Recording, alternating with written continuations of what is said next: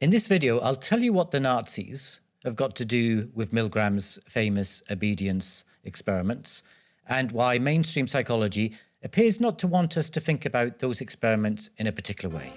Also, why ethics is not always what it might appear to be.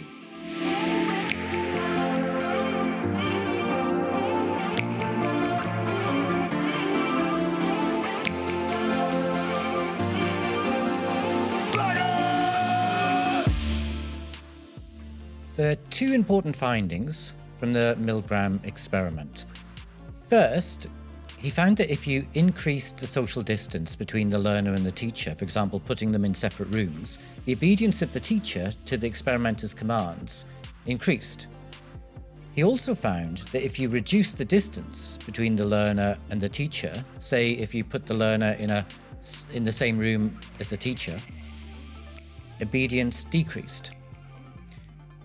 The second important finding was that the obedience of the teacher also increased if the appearance of the experimenter's social status was increased. Say if the experimenter wore a lab coat rather than, say, a casual jacket. Now, these two findings are really important, particularly that first one on social distance, and we'll pick that up in the next episode. But for this episode, I want to start by telling you about how the Milgram experiment was received by the academic community. Well, it came in for a lot of criticism. Now, not all of it was criticism, and lots of people looked at the findings in lots of different ways, but there was and continues to be a fairly consistent thread to the criticism, which was that the method was unethical. And the main charge was that it was unethical because participants were deceived. We want to find out just what effect different people have on each other as teachers and learners, and also what effect punishment will have on learning in this situation. And some participants became very distressed. 315 volts, the answer is ink. The deception was related to how participants were either not debriefed or were poorly debriefed afterwards, and participants didn't give their informed consent because they were misled about the nature of the experiment. And it was also not clear that the participants had the right to withdraw from the experiment, because when the participants asked for the experiment to stop, the experimenter insisted the experiment went on. He's under hollering. It's absolutely essential that you continue, teacher. There's too many left here. Geez, he gets wrong here. There's too many of them left. Who's going to take the responsibility if anything happens to that gentleman? I'm responsible for anything that happens here. Continue, please. All right, next one, slow. Walk, dance, truck, music. Answer, please. Wrong. 195 volts. Dance. Typically, this is how psychology students are introduced to the Milgram Continue, studies, please. as an example of unethical research. It's not always, but often. Now, the question I want you to consider is whether ethics has been invoked to cover an unsettling finding from Milgram's work, a finding that is so politically contentious and disruptive and so challenging to Western culture that it had to be buried. Now, Milgram said, in response to the criticisms about the ethics of his work, that whether people knew it or not, their criticism stemmed from the results of the experiment. If everyone in the experiment had broken off at a slight shock or moderate shock, i.e. they refused to obey an instruction from someone in authority to harm another person, it would have been a really reassuring finding. And who would have protested that? So, was Milgram right about that?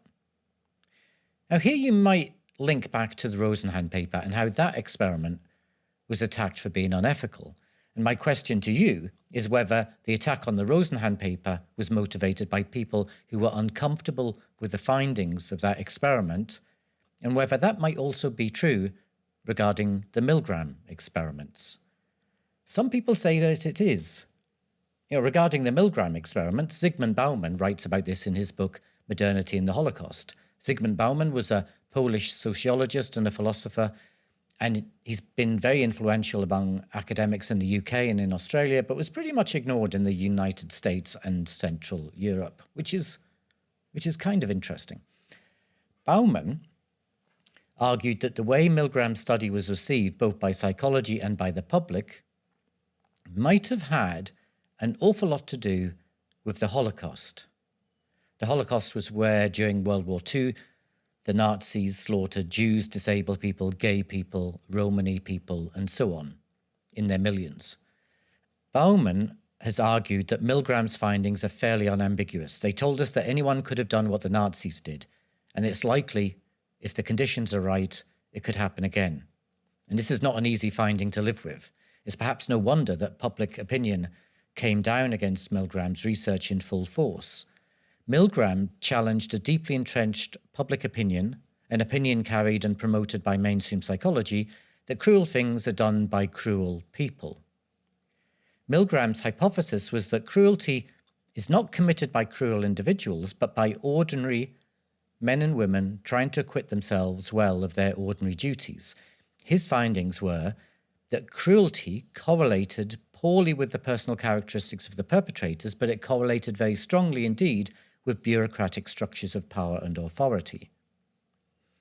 Now, it's useful to contrast how Milgram's studies on obedience were received compared to how Theodor Adorno's book, The Authoritarian Personality, was received. Adorno's book, published in 1950, was an attempt by a group of researchers to explain the conditions that allowed Nazis to gain a foothold in Europe. Adorno and his colleagues used various psychological scales to attempt to explain that the Holocaust was caused by particular psychological traits of particular types of individuals who did those particularly awful things. It was an individualized explanation.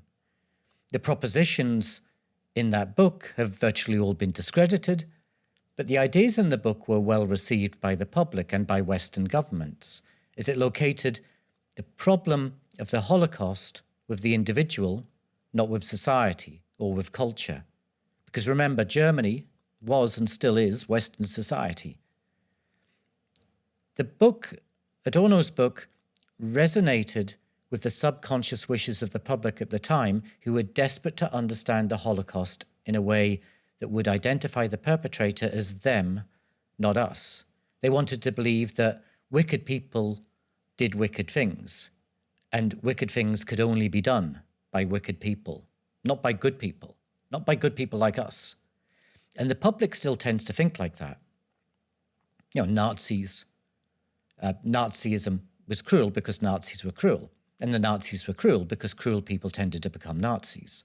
Milgram offered us something different.